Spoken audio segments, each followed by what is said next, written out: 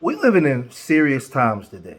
You know, we're living in a time now where we're living in an all-inclusive society where everybody's included within the society.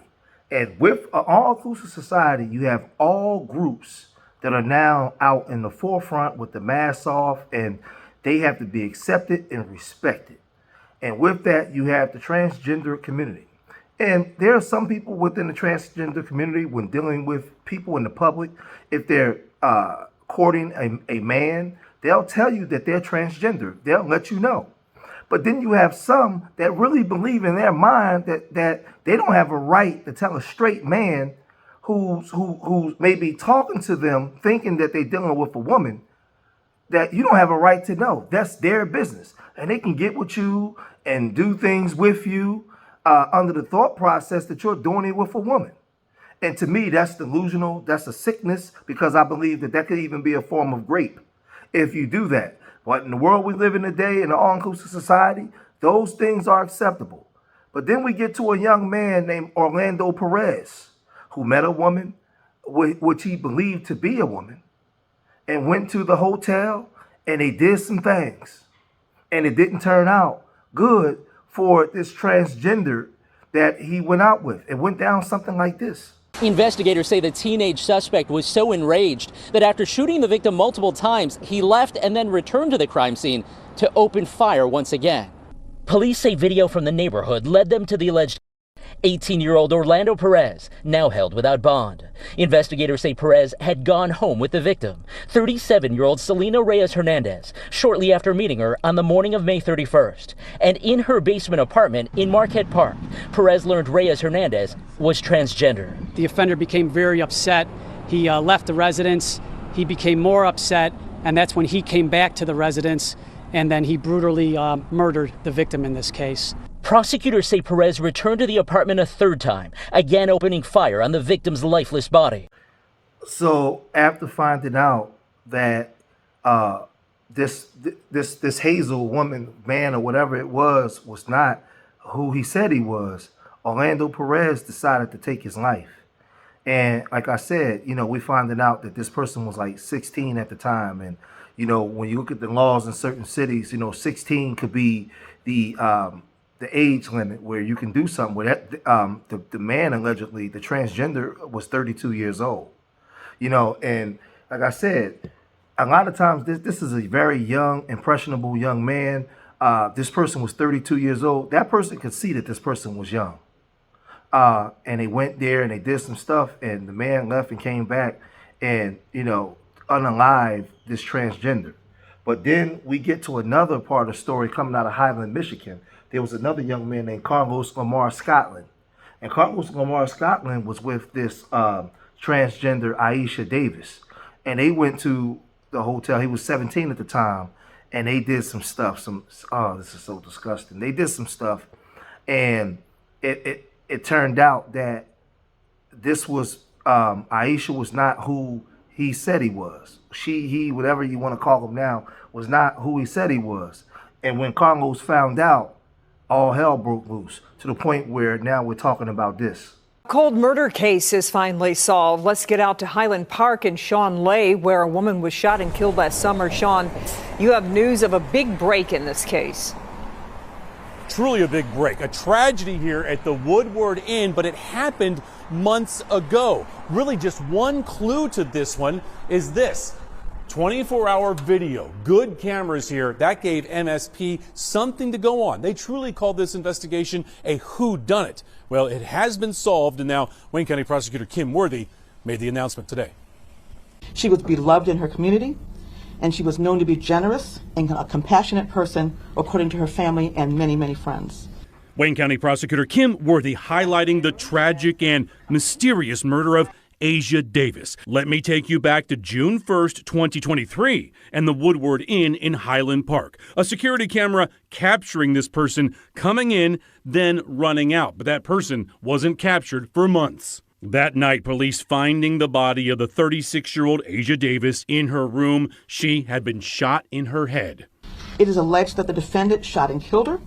At the time of her death, she had recently completed nursing school and was going to start a new job when her life was tragically cut short. At last, a break in what was a very cold case. This 18-year-old Carlos Lamar Scotland was arrested this week and charged with Davis's murder. Carlos Lamar Scotland is 18 years old. He has been charged with the following offenses: first-degree murder, felony firearm, carrying a concealed weapon, and resisting and obstructing a police officer. Back here live at the Woodward Inn in Highland Park. That's an 18-year-old now facing all of those charges. Prosecutor Worthy says we'll learn more about the circumstances of what went down here when he goes to court in a couple of weeks. And see, another one. This guy was a minor when it happened too, and now he's 18 years old after being arrested after a year. But with all of the stuff that's going on with this young man, he was back in social media and back in the news again for doing this in the courtroom.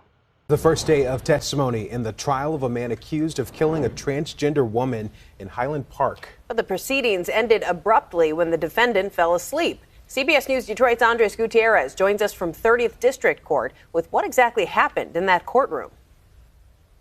Well, before this morning's proceedings got underway, the defendant, Carlos Scotland, was talking to his attorney, mouthing something to someone in the gallery. But once the first witness took the stand, well, he couldn't stay awake. Mrs. Scotland, are you okay? Many in the courtroom saw this as pure disrespect. Is your client still awake? Carlos Scotland dozing off as the lead investigator recounted the inconsistencies during his interrogation of the 18-year-old charged with the June 2023 murder of Asia Davis at the Woodward Inn. Did the defendants ever suggest that there was some type of altercation in the room? Yes. And when you look at that picture, sir, is there anything that would suggest there was a struggle or altercation in that room? Not at all. MSP Detective James Plummer says Scotland eventually admitted to shooting Davis. And could you tell us, what did he say as it relates to that, sir? That he, after the victim swung at him, that he shot the victim in the face or neck area. Okay. And are you familiar with the medical examiner's report in this case, sir? Yes. Okay. And was the victim shot in the face or the neck, sir? No. In fact, where was she actually shot? In the back of the head. Literally in the back of the head at close range, correct? Yes. Did he ever correct that part of it? No. Scotland initially claimed it was all done in self-defense after she allegedly attacked him with a knife. He initially said that he had took the knife and discarded it in a field. He then recanted that and said that the victim swung at him with a closed right fist while possessing a phone in the victim's left hand. Okay. And did he ever say where the knife was that he claims was there? He provided great detail initially, looking at a map as to where he discarded this knife before saying that there was no knife. And just as the detective was getting into details about how Scotland and Davis ended up meeting that fateful night, Scotland's episode began. Eventually, his attorney told the judge another inmate allegedly slipped Scotland 3 pills before coming to court, causing the drowsiness and forcing the judge to adjourn for the day. The sad part is this young man, Carlos Lamar, and mind you, these are all very young men, very young men. The first man, I correct myself, he was like 18, Mr. Perez. This second man was 17 at the time that this happened. And these were transgendered people in their 30s. And they were preying on young, impressionable young men, leaving them to believe that they were something that they wasn't. These are young men with undeveloped brains, active, you know what, very horny. And they took advantage of these young men. They didn't go and lead or give these men a chance to make their own decisions and say, you know what, hey, I'm a such and such. I'm not what you think I am. I'm this. No, they led with the idea that these young men were being with a woman. And I'm condolences to the family, but I would have to say I'm kind of upset with the prosecutor here to charge this young man with first degree murder, where when we unpack everything, it was wrong on both sides. Should the man maybe have killed the person? But if you could this be a form of rape if you're actually with a person and you make them believe that they're with something or doing something and it comes out to be a lie? This is like insane. I would tell you young men out there, you have to ask these women nowadays in this all-inclusive society what they are, who they are, what were they born as. Don't be afraid to ask those questions because it could be life or death. You have to ask these questions. You know, for a young man, for something like this could be very traumatic to the psyche.